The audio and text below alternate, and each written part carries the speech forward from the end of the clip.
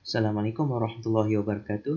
Baiklah, hari ini kumpulan kami akan menerangkan tentang sistem gacha dalam permainan video menurut perspektif Islam. Kenalan, permainan ini wujud sejak dari tahun 1977 lagi dan dinamakan gachapon di Jepun. Berasalkan bunyi yang datang apabila bola plastik tersebut jatuh keluar daripada mesinnya. Gacha menawarkan sesuatu ganjaran benda secara rawak yang boleh didapatkan apabila pemain meletakkan duit dalam mesin tersebut. Kualiti barang-barang yang diletakkan secara rawak itu adalah tidak sama rata. Bahkan, barang yang berkualiti rendah atau kelihatan murah dan tidak menarik itulah yang lebih banyak diletakkan dalam kapsul plastik tersebut. Maka barang yang berkualiti yang dikehendaki pemain itu pula amat tipis peluangnya untuk memperolehi. Sehubungan dengan itu pula ialah konsep gacha sebagai cara meraih keuntungan. Penggunaan sistem mata wang dalam permainan video yang mampu mengaburkan mata pemain. Ringkasnya, untuk menarik gacha dalam permainan video itu, pemain perlu menukarkan mata wang yang sebenar, mata wang seperti ringgit, kepada mata wang alam maya dalam permainan tersebut. Hal ini menjauhkan lagi para pemain daripada kos sebenar tarikan gacha yang dilakukan dalam gacha tersebut, menjadikannya sesuatu yang abstrak. Seterusnya, konsep PT ataupun had kepada bilangan tarikan yang dilakukan bagi mendapatkan barang yang rare ataupun berkualiti itu. Had ini memberi suatu harapan kepada pemain bahawa jika mereka terus menarik gacha tersebut, maka mereka akan mendapatkan apa yang diingini mereka. Namun kebiasaannya, mata wang alam maya yang diperolehi dengan bermain dalam permainan itu tidak mencukupi untuk mencapai had itu. Ini menggalakkan pemain untuk meletakkan duit mereka sendiri bagi mencapai had itu dan akhirnya memperolehi benda yang dikehendaki mereka. Kemudian pula, pakej yang murah sebagai permulaan kepada para pemain untuk mengeluarkan duit. Ini merupakan satu daripada taktik jurujual, iaitu dengan menjual sesuatu dengan harga yang amat murah. Apabila dinding mental untuk berbelanja itu telah musnah, maka lebih mudahlah bagi para pemain untuk terus membelanjakan dengan lebih banyak dalam permainan tersebut. Seterusnya, saya akan sambung kepada contoh gacha dalam permainan video. Pada masa kini, boleh dikatakan majoriti permainan video menggunakan sistem gacha dalam permainan video masing-masing. Jadi, permainan video yang pertama iaitu PUBG, iaitu ataupun Players Unknown Battleground yang bergenre Battle Royale seperti Free Fire dan juga Clash of Duty. Dan sistem gacha ini terdapat pada hadiah percuma yang menggunakan kupon ataupun coin in-game. Dan dalam hadiah tersebut, developer ataupun pembuat game tersebut menghadirkan item yang menarik yang membuat para pemainnya tergiur untuk mendapatkannya. Dan namun item tersebut sukar untuk didapatkan kerana ia memerlukan tuah yang tinggi untuk mendapatkannya. Jadi selain daripada perlukan tuah yang tinggi, pemain juga perlu melaburkan duit yang banyak untuk memastikan chance mereka mendapatkan barang tersebut lebih tinggi. Jadi player akan berlumba untuk menghabiskan duit mereka untuk skin tersebut ataupun item-item yang limited edition tersebut, dan apabila mereka berjaya mendapatkannya, jadi mereka berjaya dalam gacha. Jadi kalau mereka gagal untuk mendapatkannya, mereka akan menyebutnya dengan gacha ampas. Jadi dalam PUBG ini, mereka akan menukarkan duit mereka kepada in-game currency yang dipanggil UC ataupun unknown cash. Dan unknown cash tersebut akan digunakan untuk membuka peti-peti ataupun crates yang apabila mereka membukanya, mereka tak 100% confirm yang mereka akan dapat item yang mereka mahukan. Jadi itulah gacha yang terdapat dalam PUBG Mobile. Dan seterusnya, dalam Genshin Impact, dalam ini sistem gacha yang digunakan adalah wishes atau lebih dikenali sebagai banners, di mana ada dua jenis wishes, iaitu permanent standard wish atau limited time event wish untuk watak dan juga senjata dalam game tersebut. Jadi pemain akan menukarkan duit mereka kepada in-game currency yang dipanggil Genesis Crystal, yang akan digunakan untuk menukarkan menjadi Primogems, dan juga ditukarkan lagi menjadi Fate item yang digunakan untuk wish dalam banner-banner yang disediakan, sama ada di dalam standard banner ataupun limited time event wish. Jadi dalam fitur ini mereka perlu menghabiskan duit mereka untuk mendapatkan senjata ataupun karakter tersebut. Dan dalam 10 wish yang mereka lakukan, mereka akan confirm dapat satu karakter ataupun senjata yang elok. Jadi mereka perlu menghabiskan banyak lagi duit untuk memastikan mereka mendapat item dan senjata yang mereka mahukan.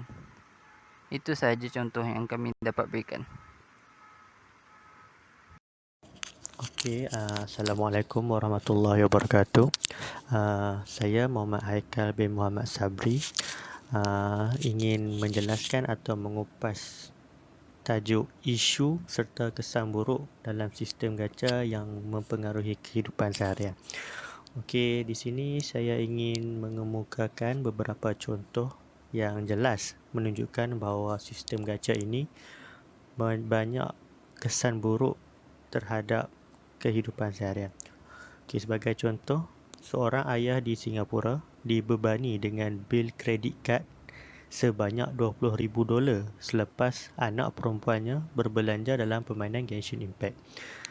Perkara ini turut menjadi satu perkara penting di Singapura kerana telah dilaporkan dalam akhbar The Star, melaporkan bahawa seorang bapa terkejut mengetahui wang sebanyak $20,000 dihabiskan ke dalam sistem permainan Genshin Impact. Lim Cheng Mong ataupun bapa tersebut pada awalnya merasakan dirinya ditipu oleh skamer, namun selepas diteliti, beliau mendapat tahu bahawa kredit kadnya digunakan anaknya untuk dibelanjakan dalam permainan video tersebut. Okey, contoh yang seterusnya di Malaysia, kenyataan bapa e-sport mengenai sistem gacha yang digunakan dalam PUBG. Bila bapa e-sport ini ataupun lebih mesra dikenali sebagai Master Ramen merupakan seorang streamer yang dahulunya tegar dalam menggunakan sistem gacha sebagai konten di dalam live beliau. Sebanyak hampir RM100,000 dihabiskan oleh beliau sepanjang terlibat dalam permainan video tersebut. Beliau menghasilkan konten ini untuk menarik ramai penonton ke dalam siaran langsung beliau. Okay, kenyataan yang dikeluarkan Master Ramen iaitu bapa e-sport Malaysia, abang memang tak nak bakar. Cukuplah kita sudah alpha dan lalai dulu. Okey, kenyataan ini dikeluarkan oleh beliau selepas mengetahui ataupun selepas kenyataan rasmi mufti mengenai hukum sistem gacha. Beliau tidak lagi menggunakan sistem tersebut dan malah telah menyeru kepada semua streamer-streamer untuk tidak lagi menggunakan sistem gacha sebagai konten. Okey, di sini kita dapat melihat dua contoh yang dibawakan terhadap sistem gacha yang amat mempengaruhi kehidupan seharian.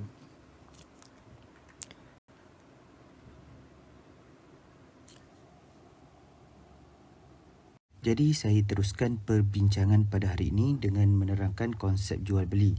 Mazhab Syafi'i merujuk kepada akad pertukaran harta yang membawa kepada pemilikan sesuatu barangan atau manfaat yang kekal dan bukannya sekadar mendekatkan diri kepada Allah.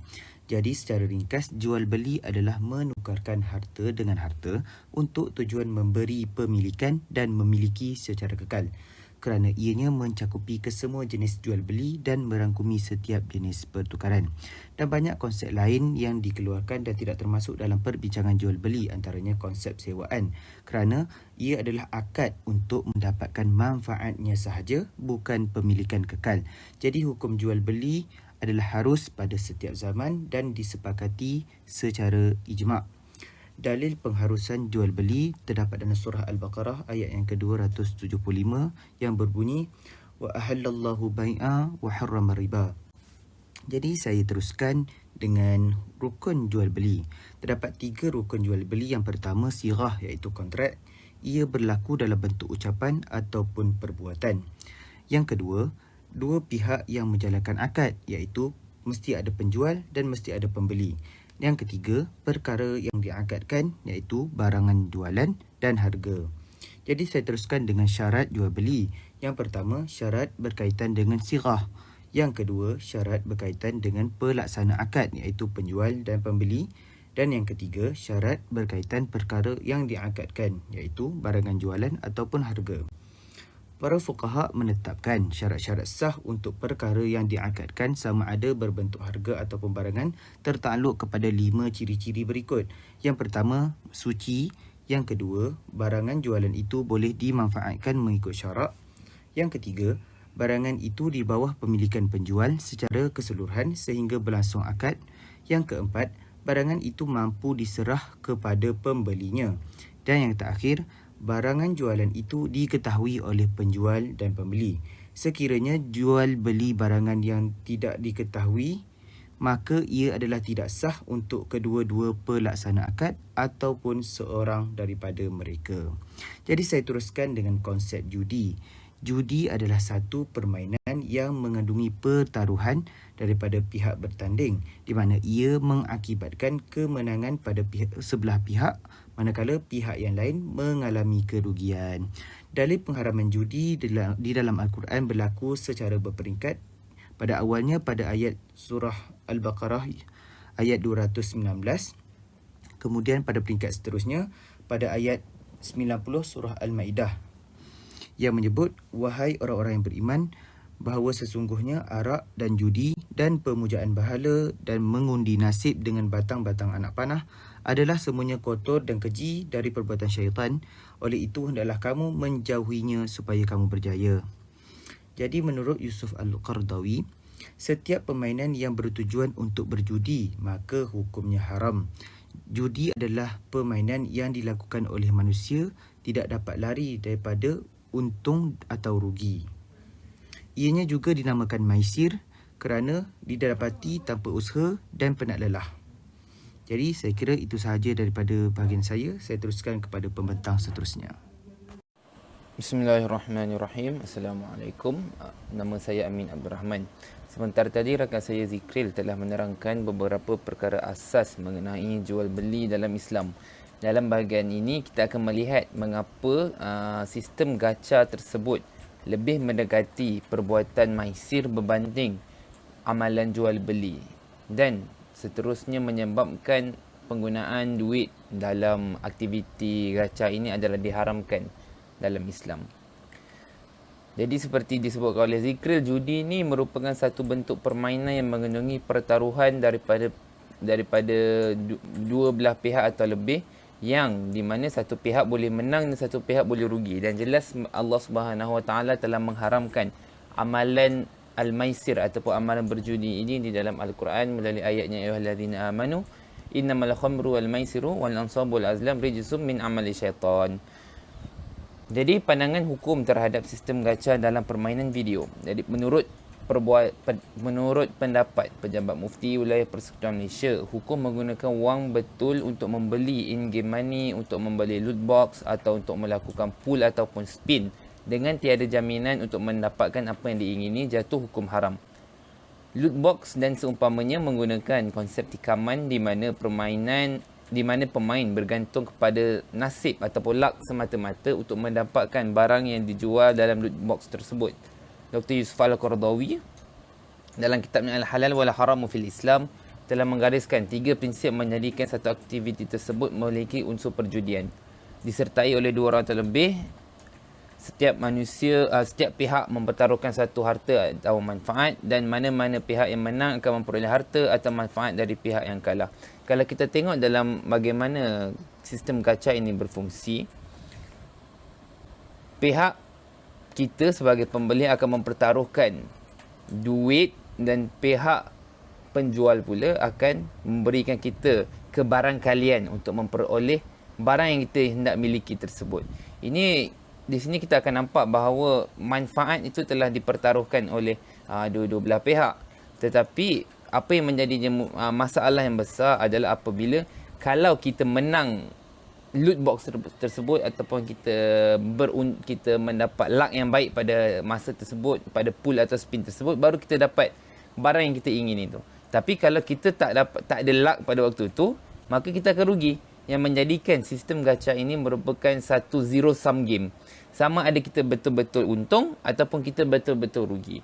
Dan kebiasaannya kebarangkalian untuk kita untung dan menang tu adalah jauh lebih rendah daripada kebarangkalian kita untuk kita rugi dalam permainan tersebut. Sebab tu amalan ni lebih mendekati kepada amalan perjudian berbanding amalan jual beli. Hak pembeli untuk membeli apa yang dia ingini telah dinafikan. Hak pembeli untuk mendapatkan manfaat tertentu yang kalau dia beli duit tu, dia bagi duit dan mendapat manfaat tu secara direct, tak jadi masalah. Masalahnya tak dapat apa-apa. Dan inilah yang menyebabkan sistem gacha ini lebih mendekati maisir dan perlu dielakkan oleh semua gamers Muslim di luar sana.